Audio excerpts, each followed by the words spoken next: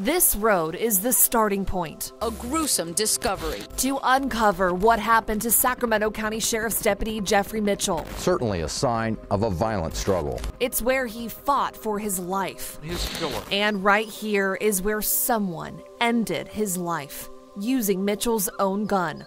Now, a memorial stands in his honor. I hope that I get to see the person responsible for Jeff Mitchell's death be arrested and held accountable.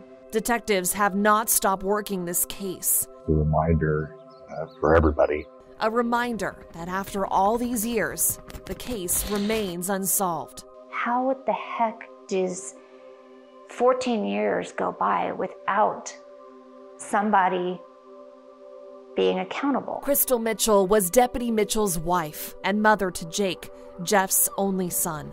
That morning, she was asleep when the doorbell rang at an odd hour. There was a bunch of uniformed people out there, but my eye first caught the name tag chaplain. I just started screaming. I knew he had died. On my way to the hospital, there were alert signs that were on the freeway that were talking about the white Chevy van.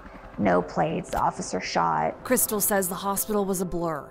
They had told me I couldn't touch him. They needed to preserve whatever evidence they could. At this point, officers were searching everywhere for information on who did this.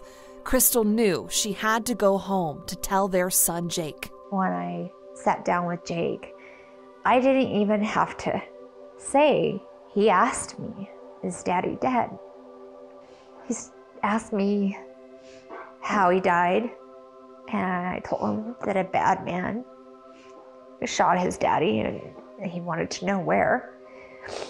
And I told him in the head, and his next question was why the doctors couldn't put a Band-Aid on it and fix him.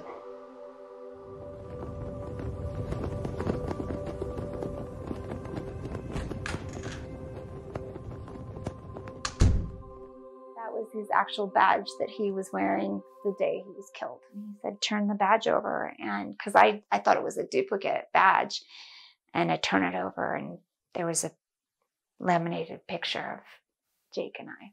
Jeff kept Crystal and Jake close to his heart.